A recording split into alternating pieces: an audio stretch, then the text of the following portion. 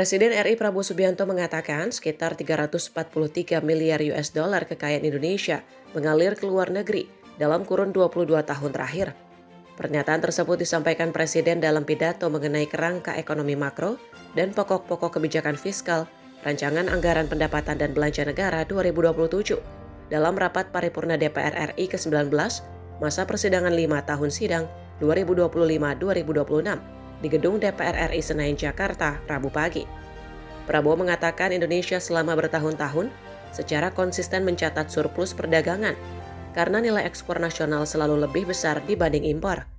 Menurutnya, kondisi itu seharusnya membuat Indonesia tidak pernah mengalami krisis ekonomi.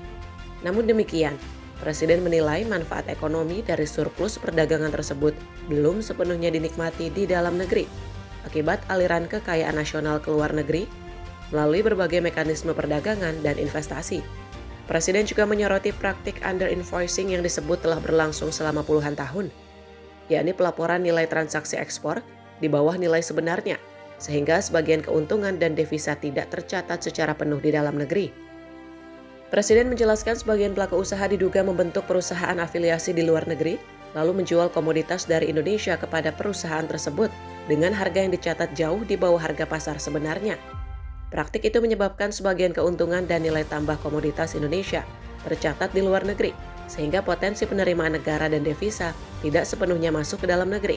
Akibatnya Indonesia mengalami kekurangan penerimaan ekspor hingga 908 miliar US dollar atau setara 15.400 triliun rupiah. Tapi apa yang terjadi?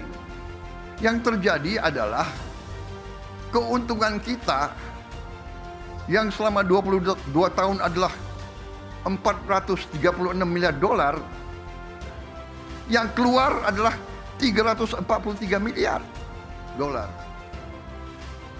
Ini angka-angka dari PBB.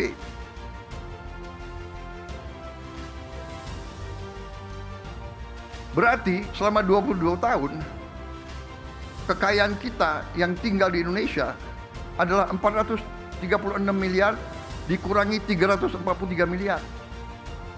Saudara-saudara sekalian, ini yang sebabnya gaji-gaji guru kecil, gaji-gaji aparat penegak hukum kecil, gaji-gaji ASN kecil. Ini yang selalu anggaran tidak cukup, anggaran tidak kuat, dan sebagainya. Selama 34 tahun, apa yang terjadi? Yang terjadi adalah apa yang disebut under-invoicing.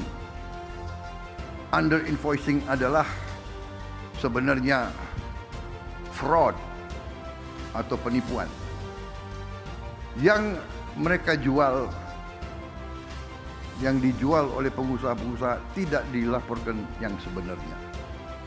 Selain itu, Presiden juga menyoroti maraknya penyelundupan di sejumlah pintu ekspor, termasuk pelabuhan, yang dinilai turut menyebabkan kebocoran penerimaan negara. Untuk mengatasi persoalan tersebut, pemerintah menerbitkan peraturan pemerintah mengenai tata kelola ekspor komoditas sumber daya alam sebagai langkah strategis memperkuat pengawasan dan mencegah kebocoran ekspor, termasuk praktik under-invoicing. Melalui kebijakan tersebut, prosedur ekspor komoditas sumber daya alam akan dikelola melalui satu entitas BUMN yang ditunjuk pemerintah. Dari Jakarta, Dio Malau, Sinpo TV melaporkan.